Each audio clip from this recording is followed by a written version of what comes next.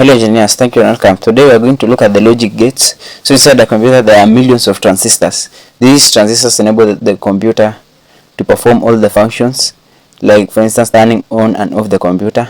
So turning on a computer is represented by 1 and turning off is represented by 0, thereby bringing about the 0 and 1, which are the binary language of a computer. So this language is the one that enables a computer to process data, perform calculations, write text, view images, Google, and etc. So from these binary systems, a computer can be able to store data, and each switch stores a single bit, either a 0 or a 1. So 0 bit or 1 bit, just a single bit. So not only storing the information, but the computer can also process an input to an output by the use of the logic gates. Logic gates are the building blocks of a computer, which can be able to process data through a set of instructions to come up with an output. So the first gate, we have a NOT gate. A NOT gate is the simplest form, or rather the simplest gate.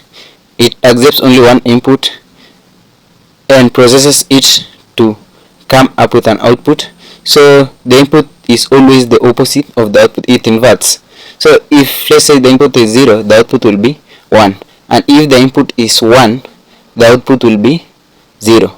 So the truth table of a NOT gate can be represented as follows.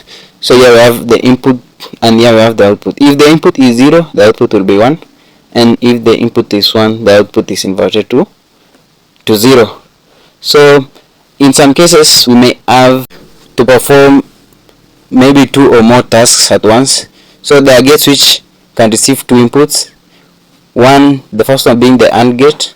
So AND gate receives 2 inputs, which are the A and B. Then they process it to an output. So the output is 1 when both the inputs A and B are 1. But in other cases, the output is 0. The truth table can be represented as follows, whereby we have one output and 2 inputs, output A and output B. So the truth table 0 0 will have an output 0, 0 1 will have an output 0, 1 0 will have also an output 0. But when the inputs are 1 1, both of them, we will have our output as 1. So the next one is the OR gate. The OR gate has also 2 inputs A and B. So the output will be 1 if either of A or B is 1. It will only be 0 when both A and B are 0.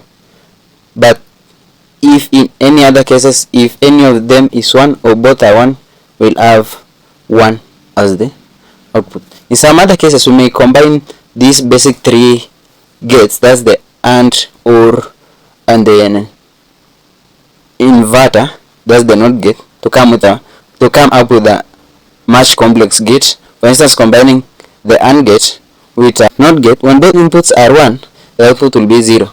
But if both inputs are 0, the output will be 1.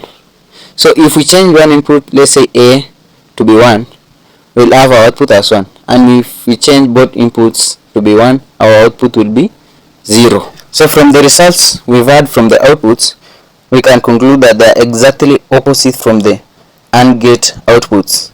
So this makes us come up with another new gate, which is the NAND gate. NAND gate is exactly the opposite of the AND gate.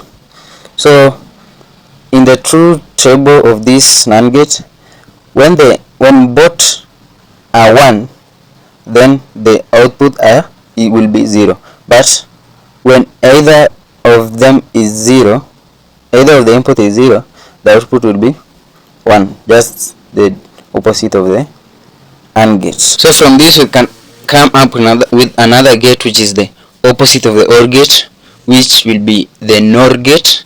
So the NOR gate will have the truth table. When the inputs are 0, will have 1 as the input, but when any of the inputs is 1, we'll have our output as 0 there. So from this, we can come up with a gate whereby the output will be 1 when either of the inputs is 1. So the when the output will be 0 when either both of the outputs are 0 or when either both of the outputs are 1. So we want to form a gate whereby only the output will be 1 when the inputs are 1. So we can perform a combination using a gate.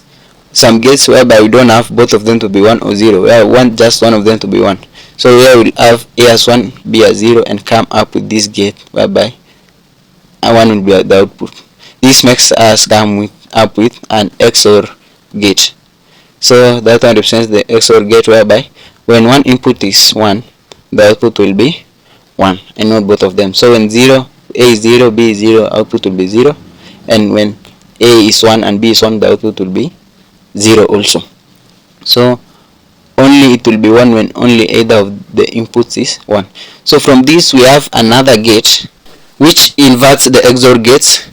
So it does the opposite of the XOR gate whereby when inputs are 0, the output will be 1.